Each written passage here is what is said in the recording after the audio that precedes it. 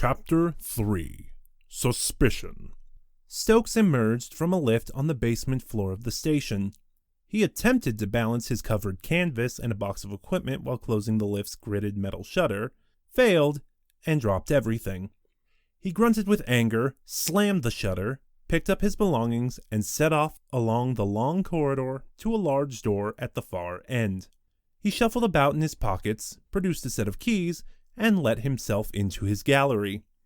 The designers of the Rock of Judgement had intended the basement to be used as a storage area, but it had been empty until Stokes had succeeded in persuading the Legal Chancellery Division back on 5 that his project was a worthy one, and that he was in possession of the funds to proceed with it privately. The gallery consisted of a dimly lit central chamber, its high ceiling supported with fake oak beams, and several small annexes partitioned off by broad stone pillars. Positioned about the gallery were representations of many of the criminals executed aboard the asteroid in the last 7 years. These included sculptures, photographs, a couple of masks, and some holograms and abstract studies. Stokes' style, if he could be said to have one, was needlessly extravagant. Red was his favorite color, and he applied it liberally to many of his compositions. An observer taking a quick glance at Stokes' work might have found them intriguing and original, but a closer inspection would have revealed a lack of detail and, as his old tutors at the Gelheisen School of the Arts had despaired of telling him, an inability to capitalize on his ideas. Stokes put down his things and looked over to an aged couch that was propped against a wall. Foam spilled from its torn upholstery, and it was marked with burns and stains. Spread across it was a dark-haired young man with an insolent expression. He wore denims and a leather cap and was smoking a flavored cigarette. This was Zai, a student sent by the education authorities on 5 to join Stokes on attachment, a condition of their contract. He blew a large, yellow smoke cloud over at Stokes. "You're back early, men." Stokes slipped off his beret and patted his smooth, shiny head. "I had work to do, and petty officialdom prevented me from completing it." He stuffed the beret into a pocket. "Whereas you have obviously been wasting yet more of your time and the state's money festooned there in a state of pacific inertia." The young man sat up. He flicked off a cloth that covered up an object on a nearby stand. A cartoon was revealed. A caricature of Stokes that exaggerated his large nose, domed head, and thin wet lips even more than nature had. Stokes sneered and took the drawing from the stand for a closer inspection. "You flatter me," he said. "It's a fair likeness, but your technique—" He replaced the picture. "Dated and strangely timid. What's wrong with young people nowadays? You have all the daring of a hibernating burrow worm." Rather pleased with this turn of phrase, Stokes crossed to a sink and started to wash his hands. The young man slipped off the sofa and stood behind him. "I've sold 20 today, men." Stokes splashed water over his face. "20 what?" He snapped his fingers. "Towel! Towel!" Zai passed it to him. 20 copies of that piece I finished off last week." Stokes' brow furrowed. He dabbed at his glistening moon face with the edges of the towel. "What? That purple aberration? You jest!" Zai grinned and produced a thick wad of notes from a pocket. "Sold 20 down the line to 5. 600 credits apiece." Stokes coughed. 600? For that tasteless muck? And each worth about 6 half credits?" He shook his head and one of his fingers. "People will snap up anything on the commercial market. Don't let yourself succumb to visions of greatness, boy. I'll tell you frankly, you stand little chance of making any sale beyond the confines of that tawdry bracket." He leaned closer to his apprentice. "Not, of course, that sales are the important factor in the creation of art." Zai looked around the gallery. "Just as well." Stokes picked up his covered canvas and set it on an easel. "Remind me, how much longer have the authorities condemned me to suffer your presence in my life?" 2 months. "Yes, well." He removed the cover and scrutinized his portrait of Mrs. Blakemore. Make yourself useful and vamoose.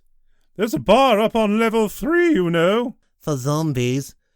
Zai slipped back onto the sofa and lit a cigarette. Stokes grunted and continued with his work. He knew he'd have to finish the job tonight, while the memory of his subject remained fresh. Mr. Spigot, Pierpoint said, I must ask you once again to leave this station. I have made my position more than clear. I cannot grant your request without an upgraded warrant. Spigot pushed a stray lock of hair from his eyes. Then I may have to take my own way. It was nearly always the same, he'd found. Doors slammed shut in his face.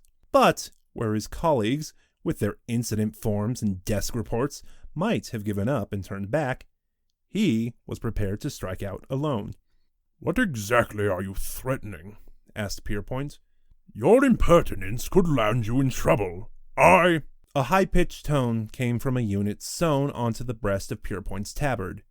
He frowned and put his hand to it. Yes? An incident, sir, said a woman's voice. Right, thought Spigot. That'd be the chief of security. Please come to the detention area. Cell 40. What is the nature of this incident, Margo? I cannot discuss the matter on open channel, sir. Very well. Pierpoint stood and indicated the door. I have to leave you now. I do not want to see you again, Mr. Spigot. If you choose to interfere with the workings of this station, it is within my power to impose severe penalties. Spigot grinned. I've heard everything you've said, sir. Margo examined the items spread across the table in cell 40. An orange, a mirror, a ball of string, a yo-yo, a children's picture book, an egg timer, a slender silver object, and a paper bag that contained confectionery. She picked up this item and addressed the male prisoner, who called himself the doctor. What are these? They're jelly babies. Sweets. The female prisoner said, Why not try one? Margo put the bag down. High sugar foods are prohibited here. The doctor was aghast. What? No tuck shop? Such items impede efficiency. Suitable relaxants are supplied in the refreshment zone. She studied the intruders again.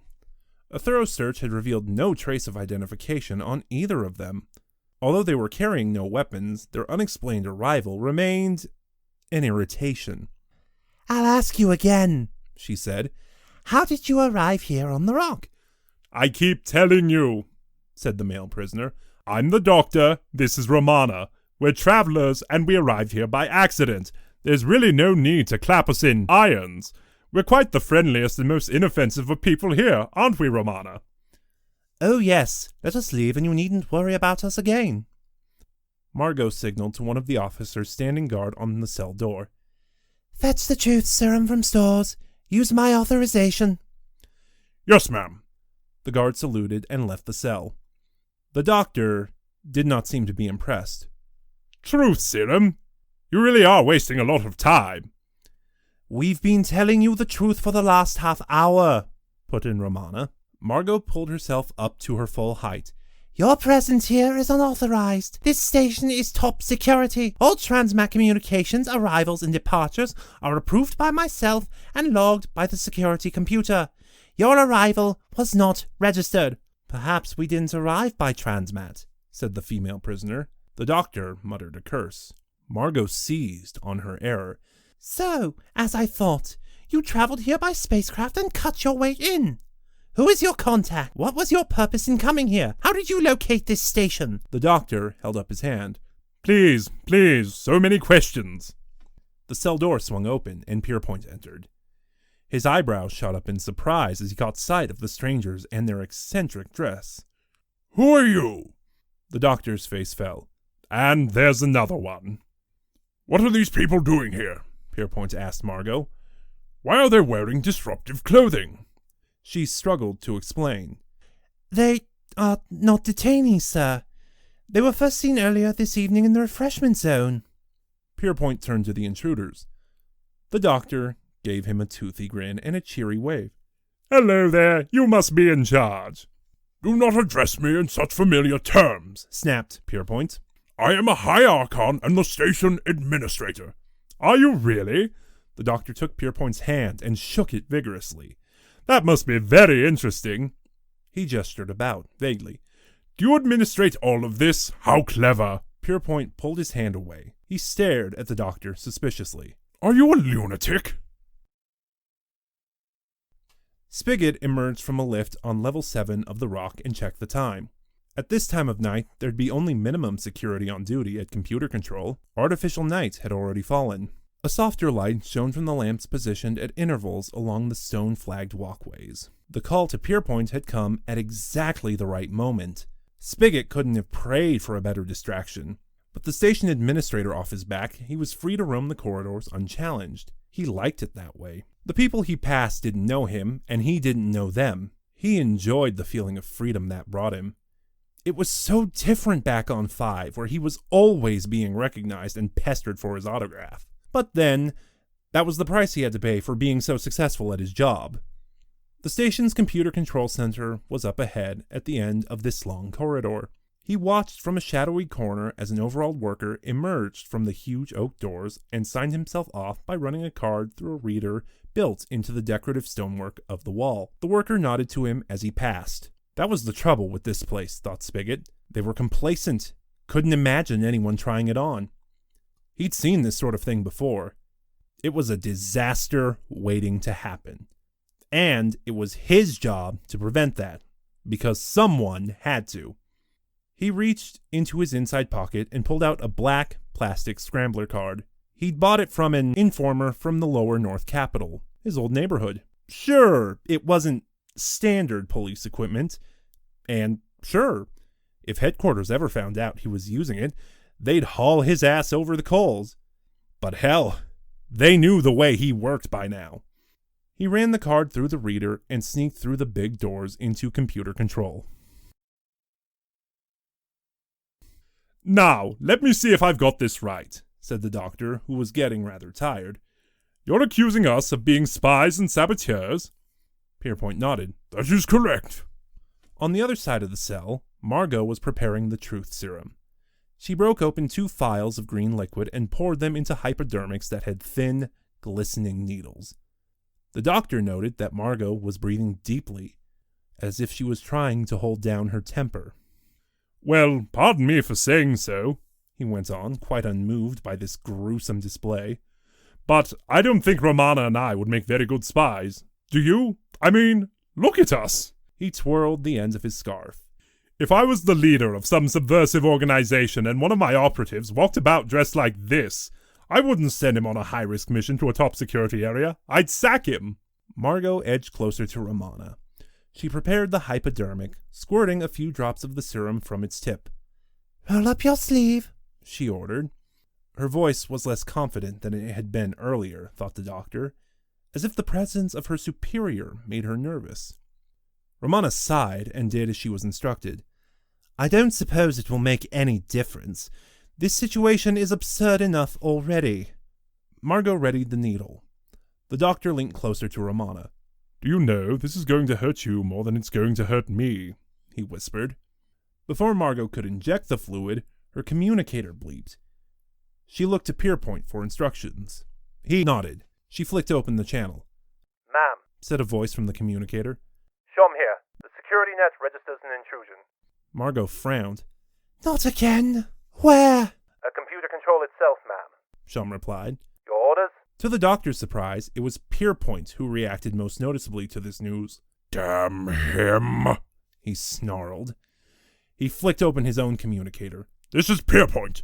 Send a squad to computer control immediately.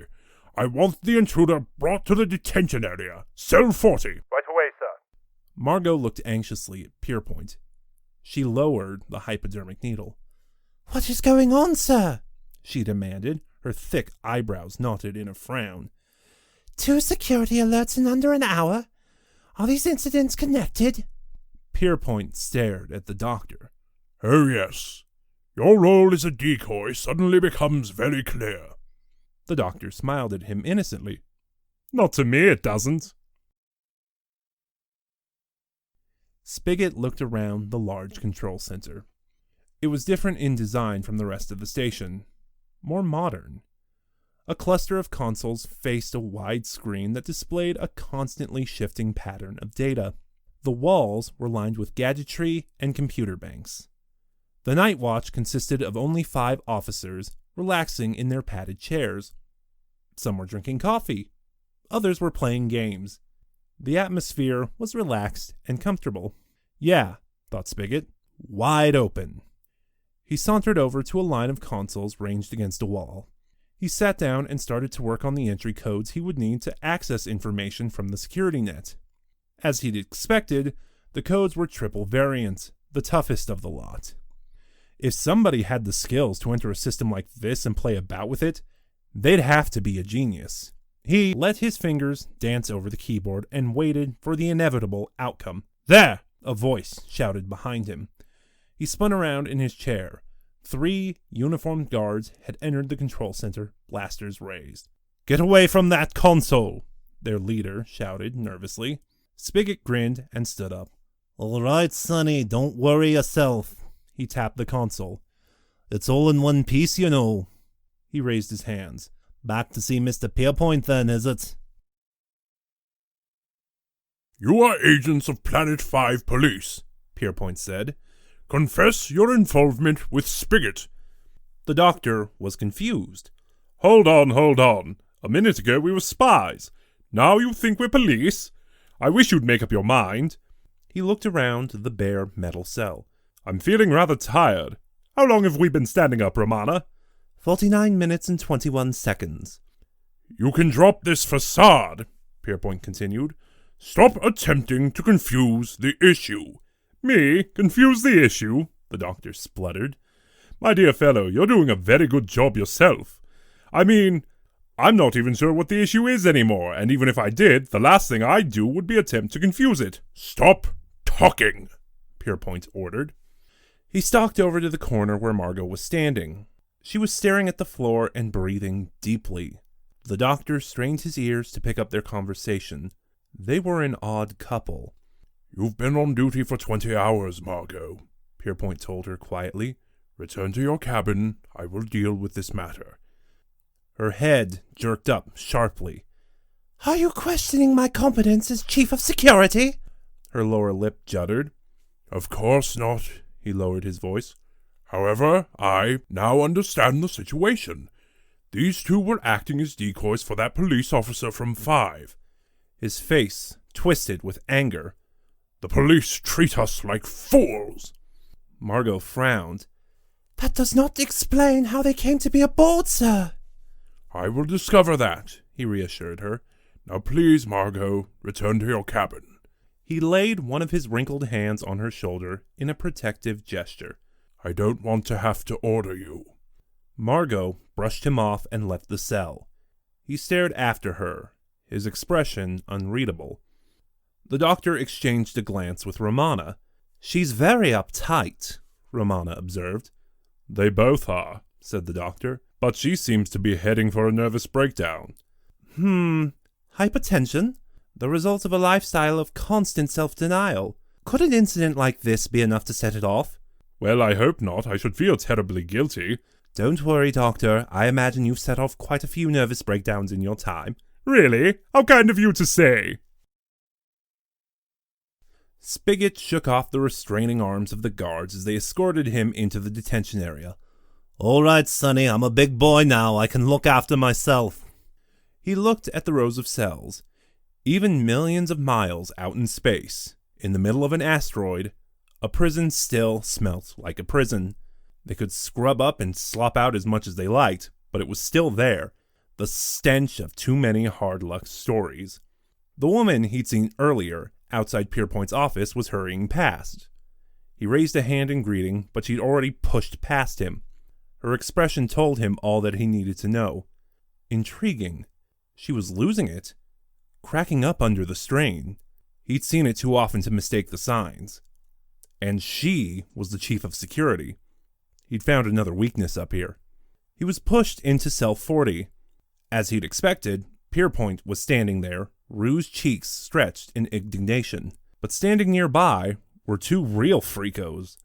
There was a guy who looked, well, big. He was tall and had a weird, intense expression. His big blue eyes looked as if they were about to pop out of his head.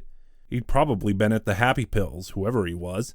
His hair exploded from his head in wild curls, and he had huge white teeth. He was wearing clothes that had gone out of fashion, if they'd ever been in, hundreds of years ago.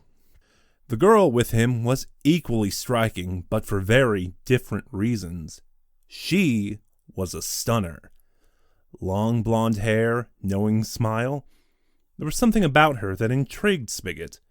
He thought he knew everything about women, but this one was something special. She had a kind of haughty, untouchable air about her. Mr. Spigot, Pierpoint said, it is within my authority to arrest you and your colleagues on counts of unlawful entry, trespass, and causing an affray. What do you say? Spigot thought quickly. Colleagues, old Pierpoint had said. He took a quick look at the freaks. Who in Starfire were they? They looked like Romanis. Colleagues? Pierpoint became even angrier. It's obvious that you sent them here to distract us from your activities. Spigot considered his options. It was the kind of quick-fire thinking under pressure that made him the man he was. Perhaps this was just what he needed, a handy distraction, and it couldn't do him any harm to keep in with this pair and find out what they were up to. They didn't look like Crims, but how had they got aboard? The tall man spoke. His voice was unlike anything Spigot had heard before. It was deep and resonant, with an air of authority to it. Cultured, but its origins were unplaceable. As if the guy had sprung out of some strange nowhere. Administrator, he said to Pierpoint, I'm afraid that I've never met this gentleman before. Spigot stepped forward and sighed theatrically. It's all right. Don't bother. He turned to Pierpoint. They are with me. I knew it, said the High Archon. On this occasion, the police have gone too far. The tall man held up a finger. Excuse me, but as I seem to keep saying, I've no idea what's going on. He was interrupted by a bleep from Pierpoint's communicator. A voice said, Shom, sir. We've just received a coded instruction from Planet 5 Police. Message reads, accord every access to Detective Inspector Frank Spigot. Yeah, thought Spigot. Right on time. Pierpoint bristled. On what authority? This order was counter-coded with the ministerial seal, sir. Top priority. Yes, thank you. I do understand what that means. Pierpoint clicked the channel off and raised a hand to his head. A pulse was throbbing on his left temple. Well rattled, thought Spigot. It appears the situation has changed somewhat, he said as calmly as he could. Spigot grinned and tried to restrain himself from looking too pleased. That's quite all right, sir. All charges against me dropped? Pierpoint nodded. Of course. I shall be lodging a formal complaint with the police authority regarding your methods. Think nothing of it, the tall stranger said graciously. This kind of thing happens to us all the time, doesn't it, Romana? The girl nodded. Almost too often. Shall we be going then, Doctor? Spigot was surprised when the tall freak walked over and slapped a hearty hand on his shoulder. The weirdo had caught on quicker than the girl, but he was taking things too far. Who the hell was he? Oh no, he boomed. We've got to help our old friend, Frank, out with his latest case, haven't we? Spigot decided to make the best he could out of the situation he'd landed himself in. Of course, he said, smiling. We make the perfect team, don't we, Doctor? Pierpoint signaled for the cell door to be opened and ushered them out. I'll assign you rooms for the night. There are some workers' quarters unoccupied on level 5. Hold up, mate, said Spigot. What about the guest suites on level 6? They are reserved for Archons on circuit duty, said Pierpoint. Well, unreserve them, said Spigot. He strode off down the corridor. As they followed Spigot, Romana coughed to gain the doctor's attention. Yes? Do we know what we're doing? He thought for a moment. Well, I know what we're doing, he said emphatically, and hurried off down the corridor after their rescuer. Margo felt hot tears gathering as she stumbled from the lift and slammed the shutter behind her. She collapsed against a wall and pressed her fingers to her eyes. There was a slight alteration in the rumble of the asteroid's engines as it plowed away on its newly authorized course. The artificial gravity field adjusted to compensate, and she was thrown forward. She looked up. She didn't recognize her surroundings. This wasn't the staff residential wing on level 5. This was the basement. She was sure she'd pressed the correct button in the lift. Or had she? She remembered tumbling into the lift and reaching for the control panel, her hand reaching automatically for the button marked 5. There must have been an error in the lift's programming. She picked herself up and straightened her uniform. This behavior was unacceptable. She had to control herself, concentrate, and relax. She had to find her way back to her cabin. The lift had been summoned away. She wiped her eyes with the sleeve of her tunic and thanked fortune that there was nobody around to see her in this state. This attack had been the worst. Most importantly, Pierpoint had noticed something was wrong. Their partnership went back 18 years, back to his appointment as administrator. They had worked together closely. He was the nearest she had to a friend, and they dined together occasionally. They talked about politics between courses. Their opinions were always the same. The first attacks had come about a year ago. Sudden panics, worries, nervous twitches. Now, the slightest disruption of her routine could bring about the nausea. She knew she should report herself to the station medic, but the prospect of humiliation deterred her. Events of the last few months were jumbled up. Dates were unclear in her mind. And then there were the things she was writing in her room. It was as if she was losing her grip on her personality. It was inevitable that there would be a major security breach with her in this condition. Tonight's events shouldn't have come as a surprise, but she was shaken. She'd only sunk this deep once before, and on that occasion at least she'd been locked in her room, in private. She heard a muffled shout from the end of the corridor. It had come from behind a large wooden door. Something urged her to investigate. She walked towards the door and suddenly realized where she was. Stokes' gallery. She'd only been here once before, when she'd been giving a group of ministers a tour of the station. Both she and Pierpoint considered Stokes an irritation. He was another example of the government's idiocy. Why had they ever allowed him to take up residence on the Rock? He was loud and offensive, like his work, always emerging from unlikely corridors at the worst of times. She put her hand to the doorknob of the gallery. Something made her twist it. To her surprise, it opened. There was no reason why she shouldn't go in. She decided to pull herself together and turn back. She found she couldn't. Something was calling her, pulling her forward. Her stomach knotted as she turned to leave. Unable to resist, she pushed open the door and entered the gallery. The large hall was in darkness. Distorted images of the criminal dead stared at her from all sides. She passed a jar that contained what looked like pickled intestines and a mask cast in helicon that seemed to smile as she passed it. She shuddered. What was she doing here? There was something moving in the darkness up ahead.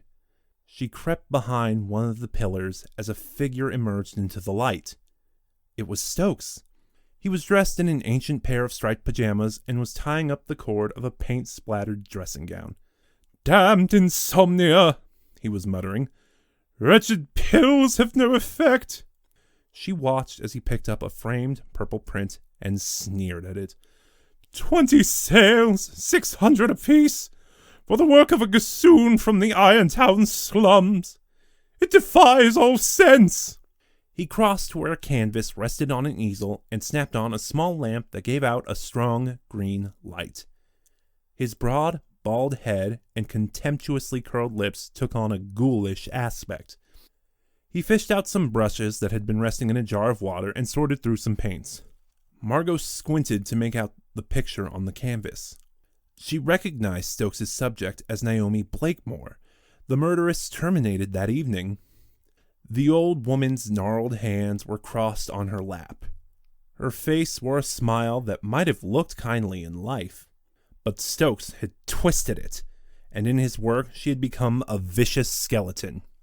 Stokes settled himself before the canvas. Margo contemplated the big green head from behind.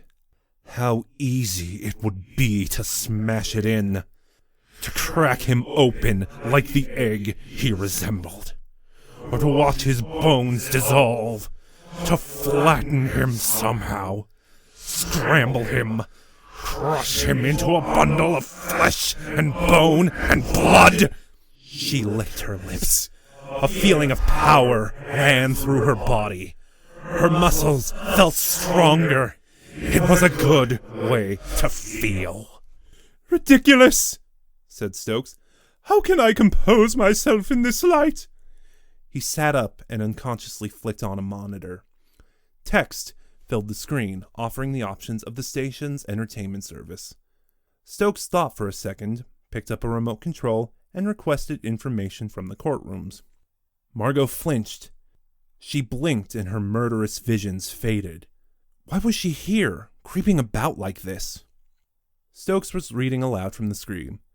Termination orders, April 21st. Yes, know all that. Naomi Blakemore, poor darling. What a subject. One of the old school indeed. He patted his canvas with genuine affection. Selden Branch. Yes, the fraudster. Boring. Jerrigan Volt. Which was he? Oh yes, that phlegmatic idiot they brought down this evening. They must have been very keen to get rid of him. Haven't had one jump the queue that quickly in years. Poor blighter. He yawned, stretched, and turned off the screen. I'm sure, he said as he stood, that as soon as my poor head touches the pillow, I shall find myself alert once more to the dance of the muse.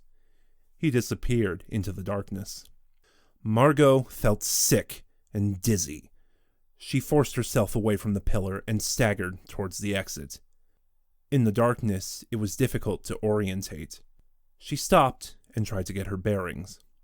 She heard breathing nearby. She moved towards the exit, and a hand was clapped on her shoulder. Her attacker shone a small torch in her face. It illuminated his own. She recognized him as Zai, the young student assigned by the educational authorities as Stokes' apprentice. What are you doing here? He demanded. Margo noted that he was wearing his day clothes as if he was going out. I came to see Mr. Stokes, she stammered. She pulled away from him and straightened up. She couldn't bear to let anyone see her like this. Mr. Stokes will be asleep, Zai told her. Along with everyone else. He eyed her suspiciously. Don't you trust me? Is that it? Coming to check up on me? Margo barely heard him. She tried to reply, but her head suddenly felt as if it was being drawn away from her body. She felt that something was trying to consume her. Something she couldn't name. She reeled back. When she looked at Zai, she saw him as an insignificant obstruction. Something that could be brushed away with ease, crushed out of existence in a moment. He was, after all, a normal. And all normals must die! She cried out and fell to the ground, wailing and clutching at her head. Where had that thought originated? What did it mean? What was happening to her? Zai, confused, backed away from her. I don't know what you're playing at, she heard him say, but it's nothing to do with me. He left. Moments later, she pulled herself up from the floor and followed him out. The pain had returned, coursing through her bones. She reached her bare cabin after an hour of confused staggering through the empty, darkened corridors of the station. She threw herself onto her small, single bed and closed her eyes. She knew she would not sleep tonight. Her eyes opened wide. A spasm rippled through her left hand. She watched as it jerked up, clenched and unclenched, out of her control. The writing was about to happen again. Margo's hand led her from the bed and over to a set of drawers. It unlocked the top drawer and searched through a jumble of computer manuals, maps, and crumpled sheets of paper. In one corner, a tiny device winked with a steady green light. The hand pulled out a notepad. It found a clean sheet of paper and a pen and started to write. Margo watched as the hand produced a stream of symbols. The clean page filled up rapidly with equations solved in an unfamiliar algebra.